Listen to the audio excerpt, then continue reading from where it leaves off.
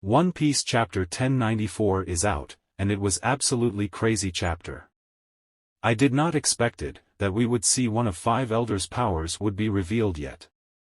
It seems like he has mythical Zoan-type fruit of some kind of yokai. Ushi Oni or something like that, and it seems to be awakened because he has clouds surrounding him, even so it is black, and not white. I wonder what is a difference. Anyway, based on this we can assume other elders also has yokai fruits. I really like design of Garcia. Also when I was checking spoilers, there was told after he look at Garcia, one of Marine's head explode, and I was expecting fiery kind of explosion, more of a censored version, but no, he straight up explodes that Marine's head, with just one look. Also it seems like we are at last part of Luffy vs Kizaru fight. I loved small interactions like Sanji's, and Bunny's. It was really cute. Also it seems like Bunny's fruit can do more than just change people's age, which was nice to see. It makes Bunny's powers at least more useful than Shinobu's. At the last part of chapter, Bunny stabs a elder, and, we all know it would not do anything but still worth to mention. One Piece chapter 1095 is out, and it is review of it. From the get-go I should say it was pretty emotional chapter. Chapter opens up from where we left in last chapter, that was Bunny stubbing Jay Garcia from back, and as I said in previous chapter review it did not do any damage. Jay Garcia even says himself, after takes out sword, that he would dag it if he would wanted. After this Jay Garcia says to Kizaru, it is unusually slow for you. I think author tries to say that Kizaru was holding back, and did not use full power. I do not know. Garcia tries to attack Luffy who is drained out of energy, after using Gear 5, but Frankie comes to clutch and saves Luffy. Nice work Frankie. Even Jay Garcia acknowledges him, and says that Luffy has pretty strong crew. After all of this we see a flashback of Kuma, and we get information that Kuma was slave, and he is special race called Buccaneer Tribe. Most likely one of 3 races, that Lin Lin had not had in his crew. Also Kuma had know about Warrior of Liberation from his father. As he said Warrior of Liberation will free us slaves, it most likely foreshadows what will Luffy will do. Also in this scene, I did not realize, when I first read, but this guy, I did not even know what to call him, but he shots Kuma's father in front of him, just because he was loud. Also we see young Figureland Girling, and he looks exactly like Shanks. I think, at this point, it is clear he is Shanks's father. Last part of chapter we see new character, or maybe I did not remember her. Ginny, and also we see young Emporio. About that randomly found really good theory from YouTuber called Deans the Dwarf. According to this theory Crocodile was a slave, and that is a secret that Emporio knows about him. One Piece chapter 1096 is out, and it was absolutely heartbreaking and hype chapter same time. Heartbreaking because of Kuma's backstory, and hype of course, because of all the stuff going on with Garp, Roger or Rocks. Let's start with Kuma's backstory. Nobles are hunting on civilians including children, and what is more messed up they pun targets on people's backs, and calling them rabbits. When I first read it I was confused, but when I realized they are addressing people as rabbits I did not know how to explain what I thought. It is just messed up, but Emporio and Genie has a plan.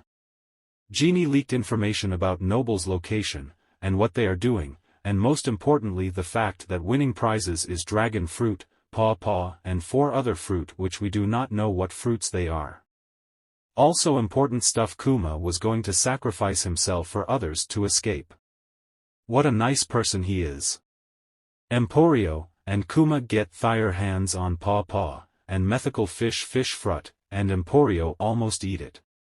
Imagine if he would eat that fruit instead of his hormone fruit.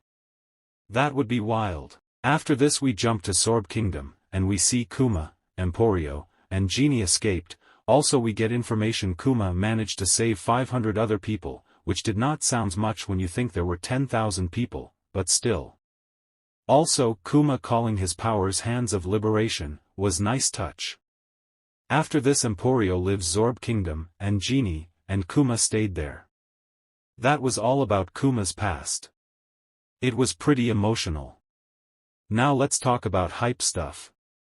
Let's start with the fact that Garp is hanging on Hachi no Su, Pirate Island, like it was Wakshan for him. We see Young Kong as well, who is trying to deal with Garp. We did not get to see what happened on island itself, but we see how this different groups like a Garp, and Marines, Rocks Pirates, and Roger Pirates come together. One Piece chapter 1097 was pretty good.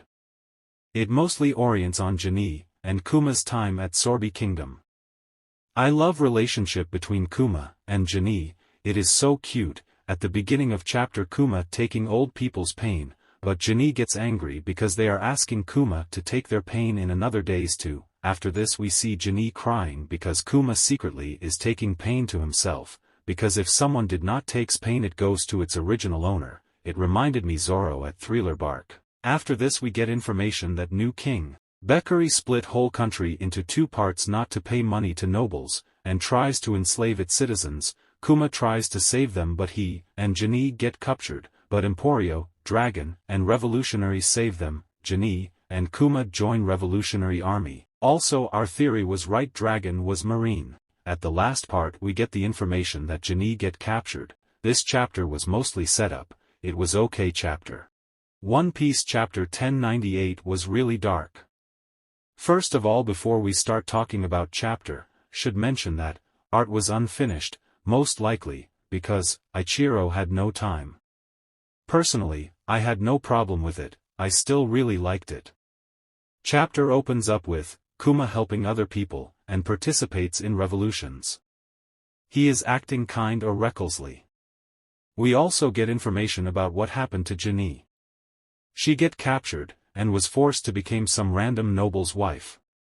After that Kuma, Dragon, and Emporio get a call from Jinni, and she tells them that she get ill, and they throw her away like a garbage. What is more sad is that Kuma realizes that Jinni would go back to Sorby Kingdom, and he goes with her to help Jinni, and he did not heard her last words, that she loved him. When Kuma gets to Serbay Kingdom, it was already too late. But with Jinni he found her baby, which confirms the theory that Kuma is not Bunny's biological father. After this Kuma promises that he will look after her daughter.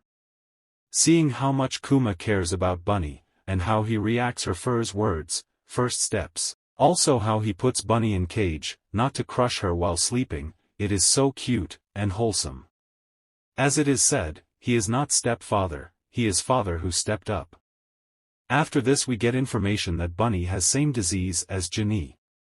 And part when Bunny misunderstoods doctor's words and thinks she will be cured when she will become 10, that almost make me cry. If I had not read spoilers beforehand, I would cry. At the last part of chapter, civilians ask Kuma for help, because old King Bekari is back and wants to murder civilians in country's south part. In general it was absolutely stunning and heartbreaking chapter.